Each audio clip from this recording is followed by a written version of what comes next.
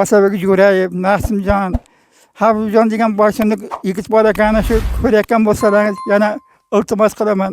Men ham do'st dushmanning oldida yuzim yorug'man, shu ikki qizimni turmushga berib, yaxshi kunlarni ko'rsam deymanda. Hammalaringizga avvalambor Allohdan sizlarga sog'lik, ishlaringizda barakasini, fayzi barakasini tilayman. Nima ham deyman, mana shu murojaat bilan yana chiqyapman. Mana hurmatli Nasim aka, sizni videolaringizni bular ham ko'rishar ekan. Sizdan ham bir yordamingizni, obunachilaringizni ayamasangiz, videolarni kengroq tarqalishiga yordam bersangiz, Nasim Xoliqov, Elparvar jamoasi sizdan ham reaksiya kutib qolamiz. Assalomu alaykum. Yaxshimisizlar aziz jigarlarim, musofirdagi aka, uka, opa, singillarim, charchamasin, sog'liklaringiz yaxshimi? Xudo xolasa mana bugun Abdunazar akamizning oldilariga keldik. Mana so'z navbat Abdunazar akamizga, mana Abdunazar aka, mana hamma sizga diqqat.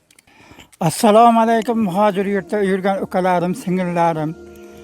Avvalambor sog'liklaringiz yaxshimi? Sog' salomat yuribsizlarmi? Ishlaringiz rivojini, barakasini beryapti. Mana shu nima deyman, mana shu 14 yildan beri mana shu nogironlik ahvoliga tushib qolganman. 2013-yilda bitta o'g'limni ko'pga qo'shganman. Bitta qizimni qarz qavola qilib turmushga berganman. Bitta nevaram bor. Mana yonimda o'rtancha qizim Yulduzxon. Mana kenjanim Mingdana, orqamdagi rafiqam Karamatxon bo'ladi. Bu qizimizning ham sal ahvoli nima kattag'roq. Endi musulmonchasiga aytganda sujuriga deydi, mana sal talvasaga tushib qoladi. Bu haqida ham tuman tibbiyot birlashmasiga ham murojaat qildim. Mana o'zimning ahvolim bo'yicha ham mahallaga ham mana Nusrat ukamiz mana kelgan ekan.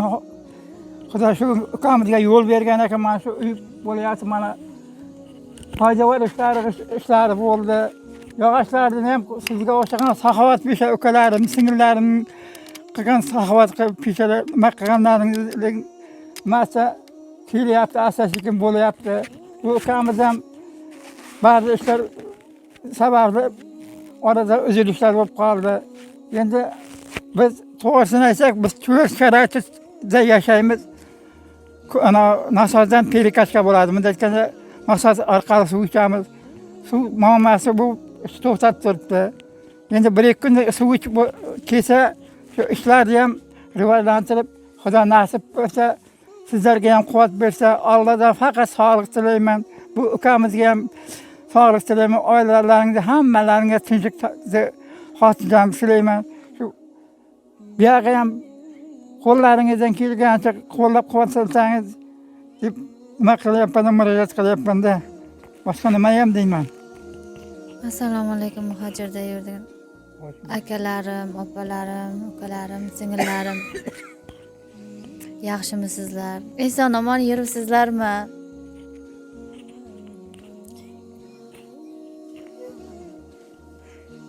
Gapirolmayman.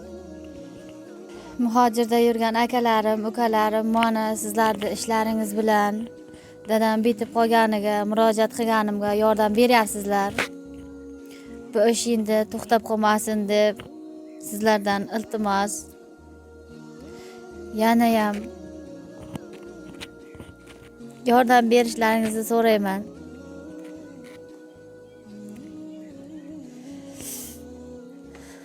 Otam bitib qolmaganda bunday ahvolga tushmasdik.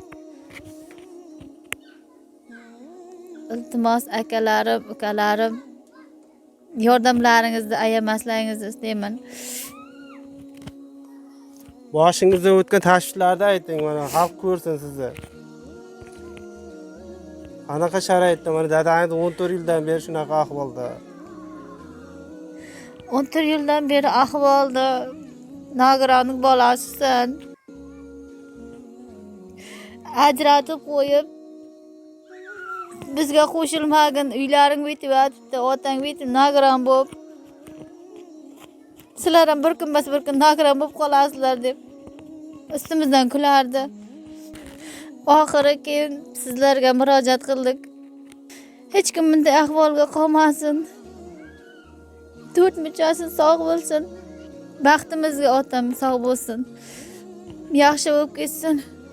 Sizlarning yordamlaringiz bilan Allohdan sizlarning sog'liklaringizni tilayman. Akajonlarim, ukajonlarim, yordamlaringizni ayamangizlar. Iltimos sizlardan. Alo, assalomu alaykum.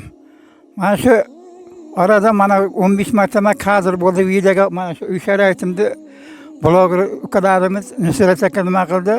Mana shu qishloqqa yursa, nogironlik qilib kelyapti. Uylaring xuddi molxonaday bo'lib, mol ham turmaydi, ular deb kulgan, mana shu yig'lagan. Mana shu qizim hozir 27 yoshda, turmushga berishim kerak. Mana shu sharoitga tushib qolganman. Mana shu nogironligim uchun, mana shu uy ahvolim, sharoitim qiyinligi uchun so'rab kelmayapti. Qisqasi qizlarimni baxtim aylantirdi. Agar sizlarga o'sha ukaxondalar mana shu qo'llab-quvvatlab yursalaringiz, muhojir yurtda yurgan ukalarim, singillarim mana shu kirishasiga üstünü yopishga ham yordam qilmoqsan, qishqadosh bo'lmasa bir xonasiga kirsam ham men ham do'st dushmanning oldida yuzim yorug' bo'lardi. Iltimos mana shunday murojaat qilyapman. Hattoki yaqinda maktabimizda 51 maktabda selektor majlis bo'ldi. Tuman hokimining nimasida mana ayolim ro'yxatga kirgizib nima qilgan edi, lekin nasiya bo'laman yo'qmi endi Allohdan va to'g'risi mana shu sharoitga qolganman. Mana shu iki qizim rafiqam mening 700 ming oladigan nafaqamga qarab qolgan. Hech bo'lmasa duo qilib menga shifo bersa, men qizlarimdan vaqt yo'liga ato qilsin deb sizlarga kuch-quvvat tilayman. Muhojir yurtda yurgan ukalarim, mana sizlar ham videolarim, Surxondalar bloger Osabek Jo'rayev, Nasimjon, Habibjon degan boshimda yigit bor ekan, shu ko'rayotgan bo'lsalaringiz yana iltimos qilaman. Men ham do'st dushmanning oldida yuzim yorug', mana shu ikki qizimni turmushga berib, yaxshi kunlarni ko'rsam deyman-da. Hammalaringizga avvalambor Allohdan sizlarga sog'lik, ishlaringizda barakasini, fayda barakasini tilayman. Nima ham deyman, mana shu murojaat bilan yana chiqyapman.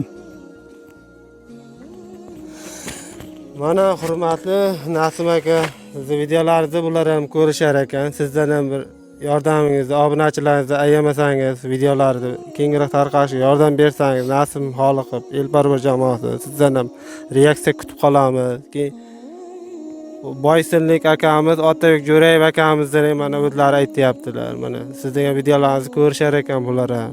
Keyin Habib Pirat kanali admini sizga mana yordam so'rayapti akamiz. Mana yoshlar hurmat qilarsiz endi.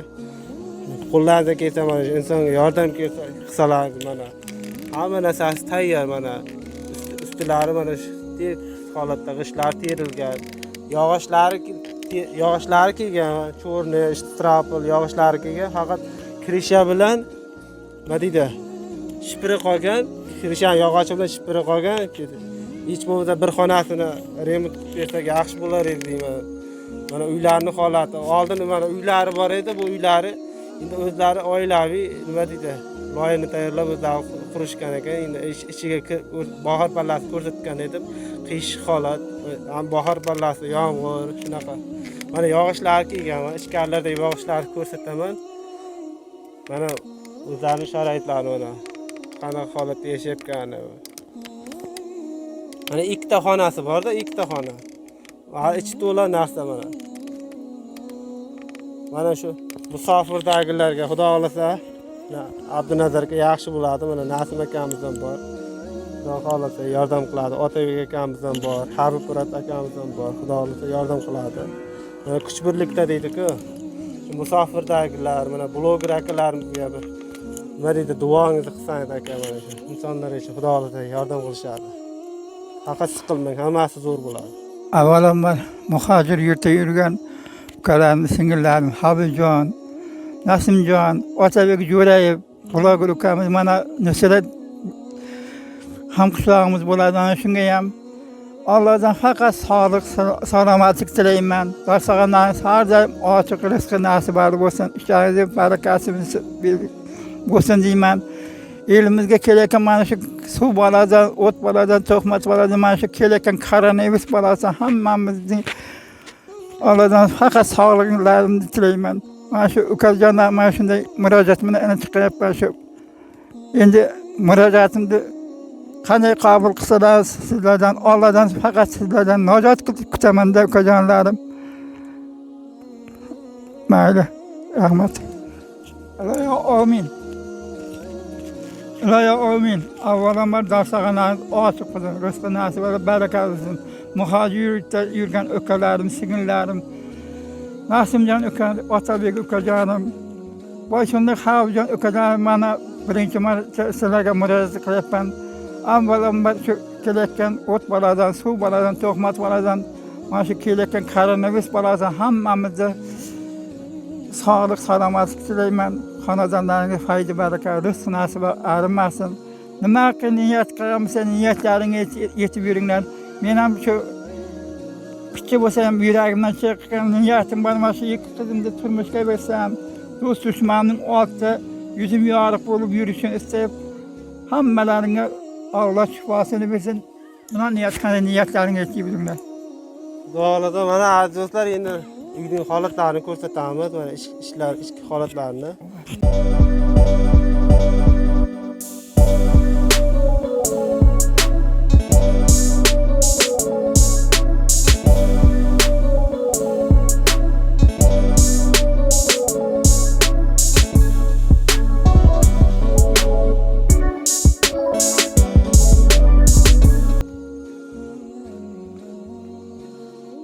Mana bu yerda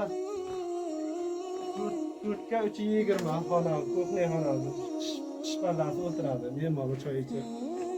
Bu yerdagi kichkina Abdunazar akam uchun baniyacha qurib berganmiz mana. Mana yog'och ham bor, mana har bir joyda yotibdi, buni yig'ishtiramiz, xudo xohlasa. Mana bu yog'ochlarga ham bu xonamiz 520 ga 310 ob'yemi.